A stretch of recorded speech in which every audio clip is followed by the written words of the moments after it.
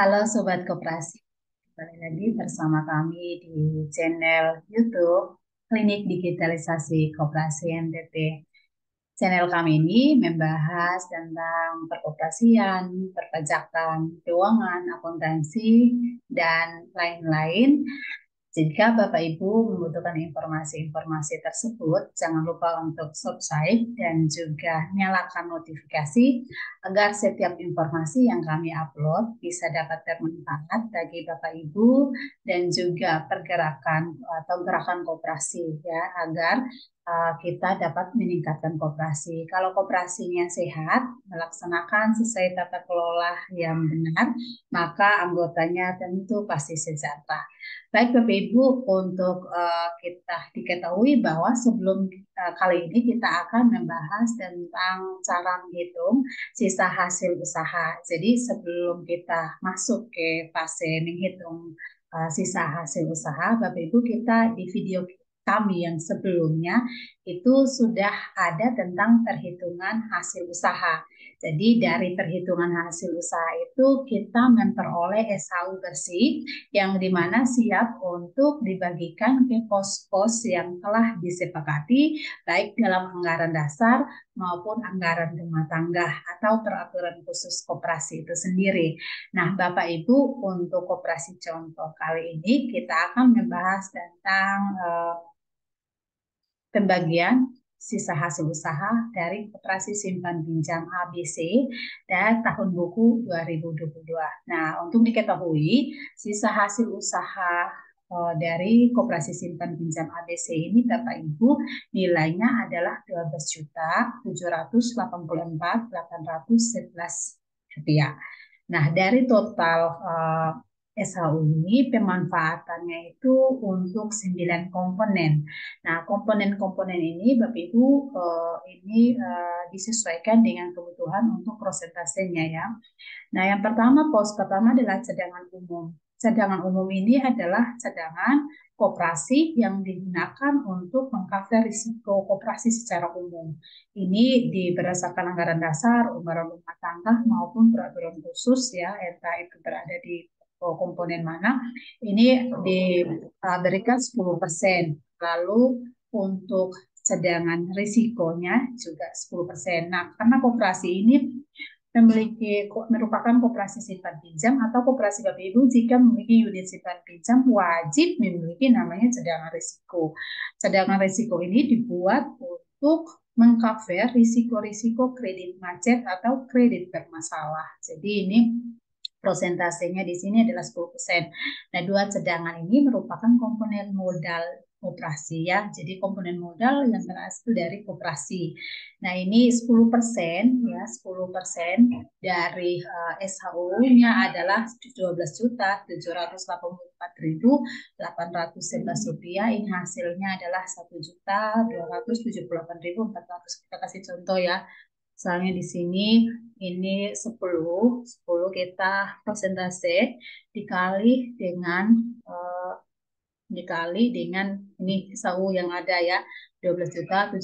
Maka ini 12 ya, jadinya 1.278.400 dalam waktu Rp1. Jadi 10%. Nah, ini juga dihitung sama ya untuk prosentase-prosentase lain. Nah, berikut adalah jasa modal. Nah, Bapak Ibu, dalam koperasi anggota juga kontribusi atau kepemilikan dengan modal ya. Komponen modal ini terdiri dari simpanan pokok, simpanan wajib, dan juga simpanan wajib khusus atau kapitalisasi. Sedangkan simpanan sukarela tidak masuk ya dalam komponen modal sendiri. Itu harus dipahami sehingga Bapak Ibu jangan hitungnya dengan simpanan sukarela. Jadi jasa modal ini nanti diperolehnya dari modal koperasi yang berasal dari kita. Oke, kita di sini untuk prosentasenya ini ditaruh 30% ya, 30% dari 12.784.811 rupiah ini nilainya adalah 3.835.443. Nah, yang berikut adalah jasa transaksi atau di mana jasa yang terjadi akibat transaksi dari anggota. Jadi anggota melakukan transaksi dalam bentuk pinjaman anggota ya pinjaman dari koperasi itu sendiri. Dari pinjaman itu anggota kontribusi atau partisipasi dalam bentuk misalnya bunga bunga pinjaman, administrasi dan lain-lain. Nah, ini diberikan 25% sesuai dengan anggaran dasar maupun atau anggaran rumah tangga ataupun peraturan khusus di koperasi simpan pinjam Bapak Ibu. Yang berikut adalah dana pengurus. Dana pengurus ini diberikan kepada pengurus. Nah, di sini nilainya adalah 9%. Lalu ada dana karyawan juga sama, peruntukannya untuk karyawan 4%. Jika karyawan itu perlu mendapatkan bonus di akhir tahun, cukup ambilnya dari dana karyawan.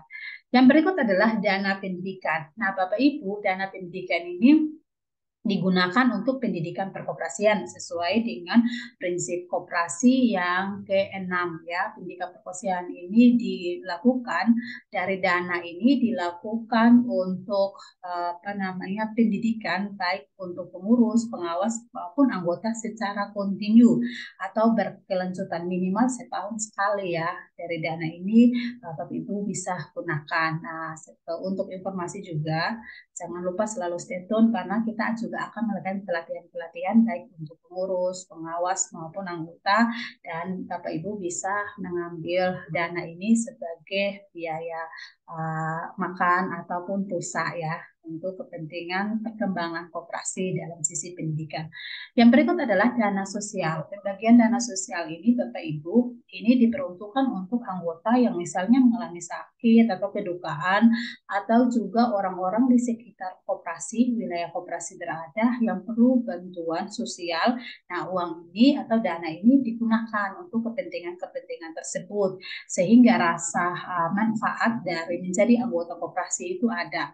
Nah, ini juga salah satu unsur yang membuat orang atau anggota tidak merasa memiliki koperasi tinggi sehingga dapat menekan NPL juga ya. Kalau misalnya ada perhatian dari koperasinya anggota mau tidak bayar juga rasa enggan ya.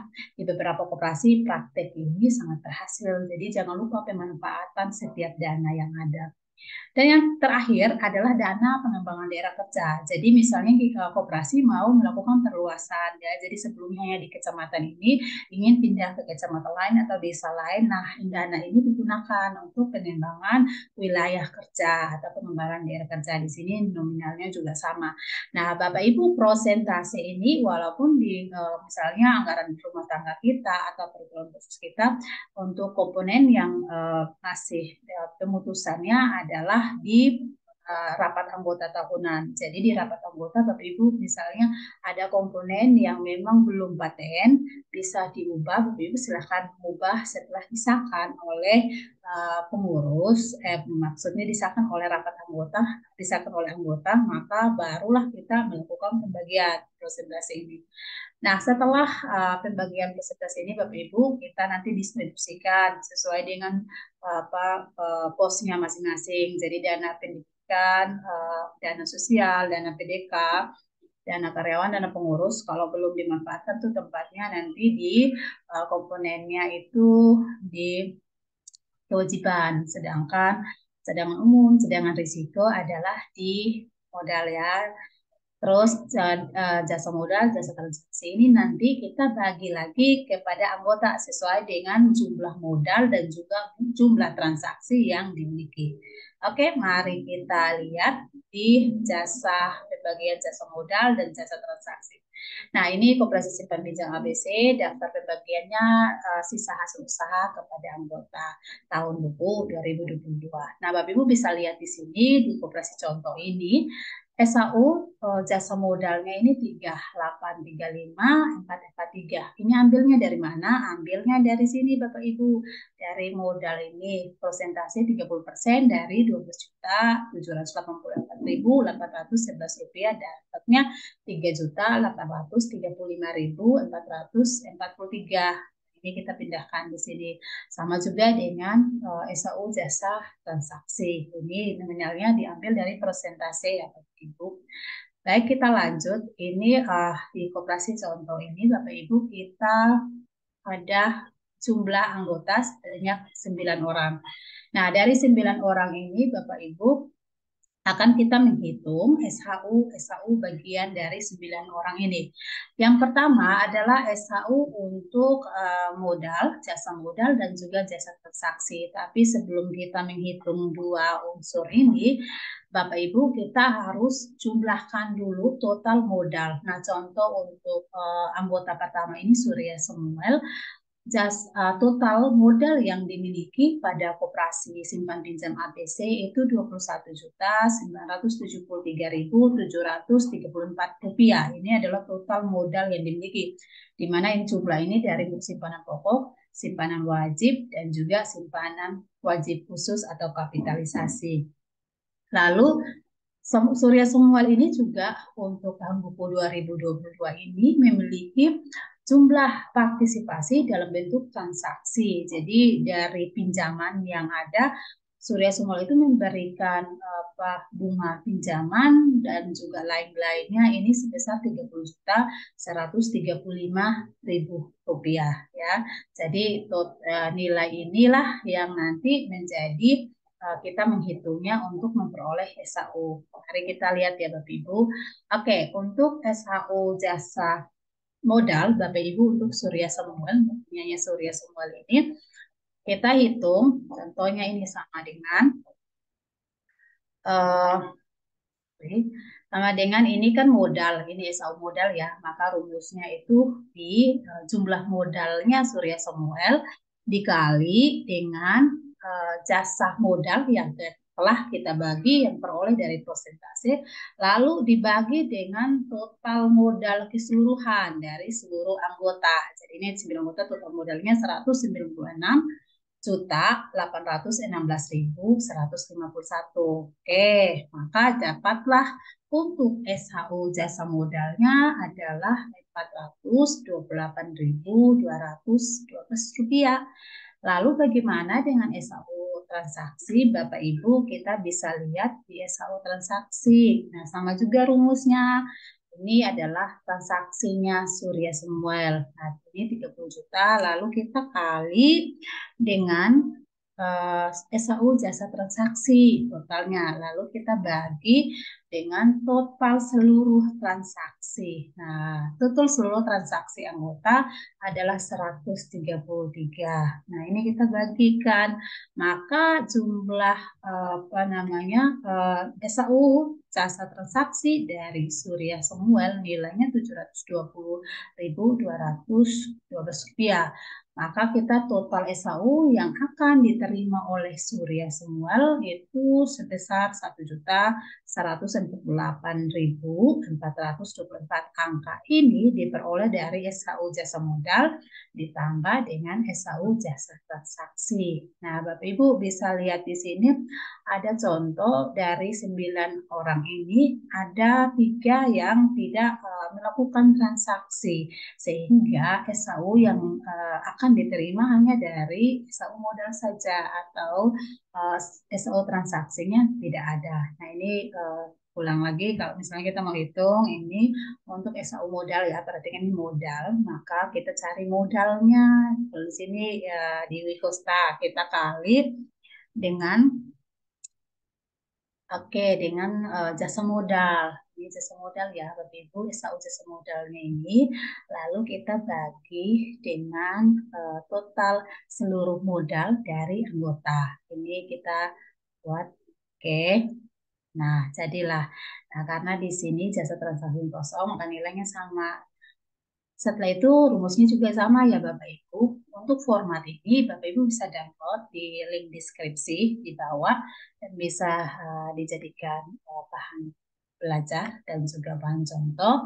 Dan setelah itu ini ada kolom tanda tangan untuk dimana kalau koperasi anggota koperasi mau mengambil uangnya setelah dibagi, dicek sesuai lalu tanda tangan di sini. Nah, ini setelah itu kita di bawah sini ada pengurus ya, pengurus tanda tangan semua sebagai pengisahan bahwa modal yang dibagi nilainya bukan SHU yang dibagi baik SHU modal ataupun transaksi nilainya adalah seperti ini. Nah, demikian cara pembagian atau cara menghitung dan juga menghitung SAU bagian anggota. Bapak Ibu, semoga Bapak Ibu bisa memahami dengan baik. Jika ada hal-hal yang belum dipahami, Bapak Ibu bisa meninggalkan komentar di bawah. Dan juga jika Bapak Ibu ingin memperoleh informasi lain, maka boleh juga komentar di bawah sehingga kami bisa lebih ulas detail lagi soal bagaimana mengurus koperasi yang baik dan juga benar sesuai dengan regulasi perkoperasian. Nah, Bapak Ibu, terima kasih sudah menonton. Jangan lupa menonton video kami yang lain dan selalu update karena kami juga selalu melakukan pelatihan dan juga webinar-webinar. Jangan lupa like, share, dan komen. Dan terima kasih. Sampai jumpa di video kami selanjutnya.